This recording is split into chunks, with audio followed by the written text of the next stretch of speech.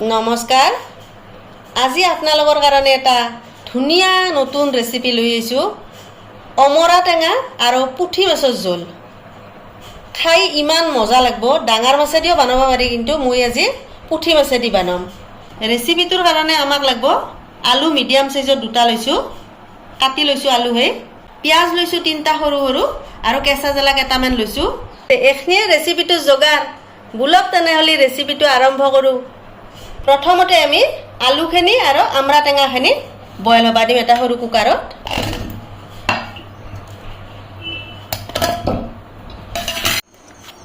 আমৰা আৰু আলু বইল হৈ গেল ইটা আমি আমৰাখিনি উইলে ধুনীয়াকৈ পিটকি লম চাইটো আমৰাখিনি পানী দি ধুনীয়াকৈ পিটকি লম কিন্তু এনে লাৰবা নৰিৰো মস্ত গৰম পানী দি লৈছো ইটা ধুনীয়াকৈ পিটকি লম আপোনালোকে এনেকে পিটকি ল'ব আৰু এনেকে যদি পিটকি নলয় কৰাইটো থেতলে দিবা পাৰিব কিন্তু মই এনেকে পিটকি ল'ম এনেকে পিটকি লৈ কৰি ভাল পাওঁ আপোনালোকে আপোনালোকৰ মতে কৰিব কৰাই থেতলে ধুনীয়াকৈ দেখছি না ধুনীয়াকৈ পিটকি ল'লো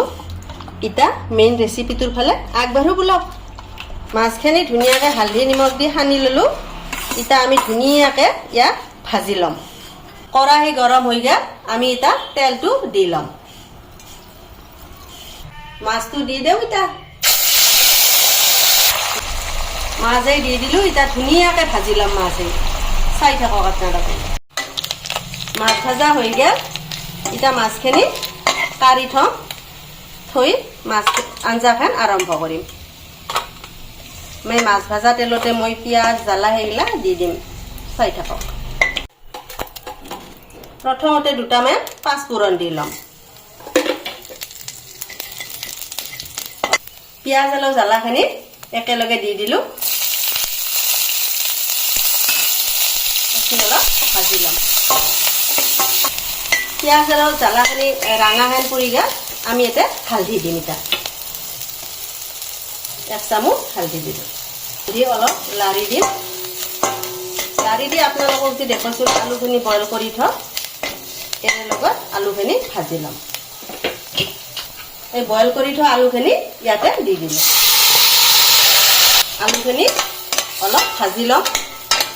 ভাজিলে অলপ ভাঙি দিম আলুখিনি ভাজি ললো আলুখিনি অলপ ভাঙি দিম এনেকৈ থেতলে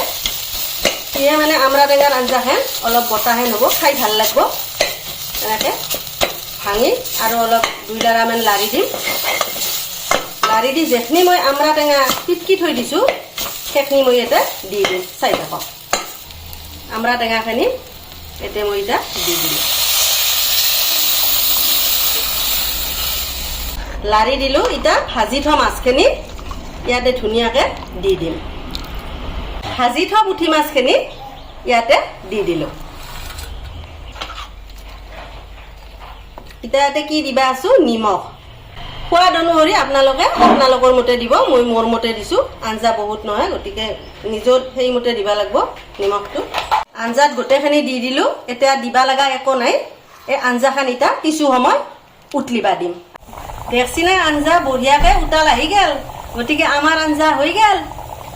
তো এতিয়াই আছিল আমৰা টেঙা আৰু পুঠি মাছৰ ধুনীয়া এটা ৰেচিপি এইটো থলুৱা খাদ্য আৰু আমৰা টেঙা পেটৰ কাৰণে বিৰাট ভাল আপোনালোকে খাব খাই কমেন্টত জানাব খাই কেনে পালা আৰু যদি আপোনালোকে ৰেচিপিটো চাই ভাল পায় লাইক এটা কৰি দিব তেনেহলে আজিৰ কাৰণে এল্লু দিয়ক নমস্কাৰ।